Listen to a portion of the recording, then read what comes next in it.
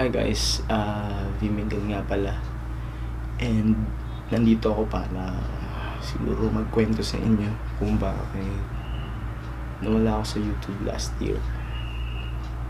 Actually, walang script tong sasabihin ko. Wala akong pre-practice, and as much as possible gusto ko na maging totoo sa inyo dahil alam kong kapag ginawa ko to, mas gagaan yung pakiramdam ko.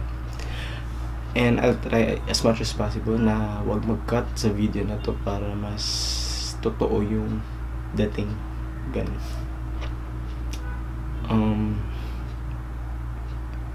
Supposedly sa totoo lang, dapat itong video na to parang goodbye video na lang na parang ayoko na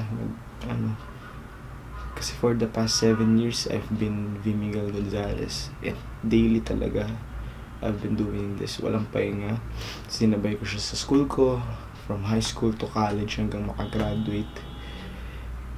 And dumating sa point last year na parang naramdaman kong pagod na ako, na parang gusto ko maranasan naman yung buhay ng siguro tawagin nating normal na tao. Actually kasi yung buhay ko parang di naman siya ganun ka-normal lalo na nung dumami yung followers ko. Sobrang daming restrictions, daming bawal, tsaka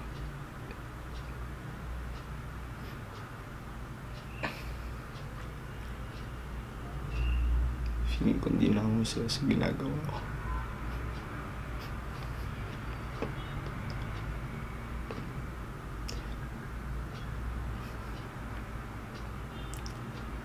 Gusto ko lang i-share na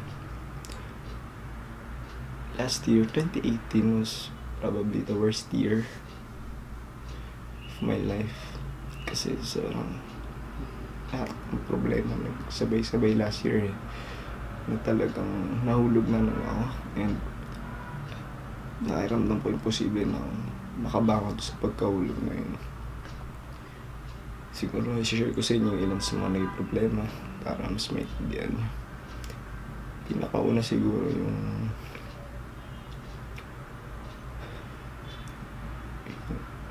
yung nag-break out ako, as in sobrang daming pimples ng mukha ko, and sobrang naging camera conscious na ako. Unlike dati lagi ako nagpo-post ng mga selfie, ganun, papapogi sa camera. Nung sobrang dami kong pimples, talagang I lost all my confidence. Kaya siguro isa yun sa main reason.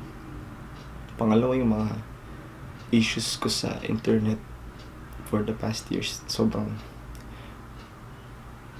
hinahunt ako, parang naging insecure ako sa mga imperfections ko, ganun. Lalo na kapag binabanggit sila sa akin ng ibang tao. Sobrang, kumbaga, in short, parang naging insecure ako sa lahat ng mistakes, imperfections ko, and sobrang nagka-anxiety ako sa mga ganun. And feeling ko, ayoko i-claim na nag-depress ako, ganun, pero parang nawalan ako ng drive last year, unlike the previous years na sobrang sipag ko, and I was all about entertaining you guys, from musicalist do sa mga bimipat videos, tapos mga random videos ko, araw-araw nagpo-post dati. Feeling ko nawala lahat in last year. So nagpahinga ako, hindi lang masyado halata kasi nagpo-post pa rin ako, pero nagpahinga ako, and low-key nag-isip-isip ako. And nung himukay ko deep down kung bakit ko ba ito ginagawa, kasi diba when you feel like quitting, think why you started. And nahalala ko yung pakiramdam dati nung nangangarap pa lang ako na sana ganito, sana marami po magka-mall show ako, sana maraming followers, sana sumikat ako. Naalala ko yung pinaka-core ko nun, and that was to make others happy, to inspire others. And dun nahukay ko yung pakiramdam na yun. Parang ginanahan ulit ako eh.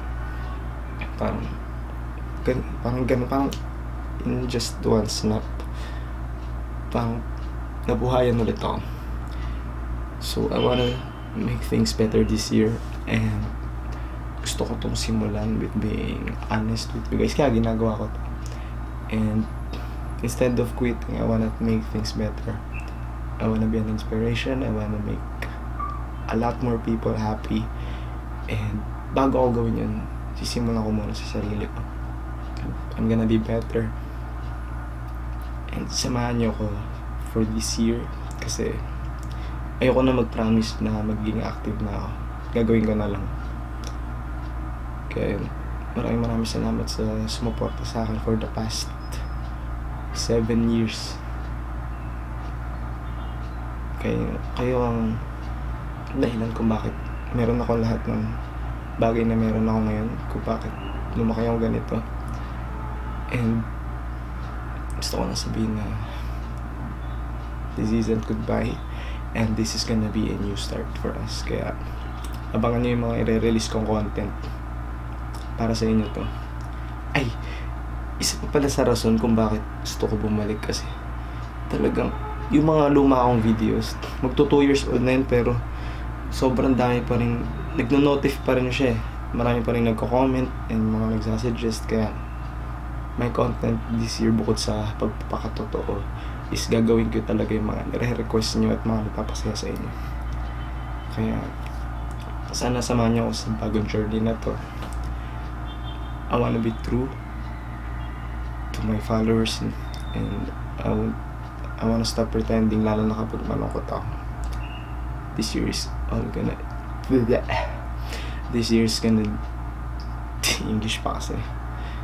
This year is gonna be about growth and maturity and honesty. Kaya gusto ko sabihin na mahal ko kayo, and abangan nyo ako this year. I love you all. D. Miguel out.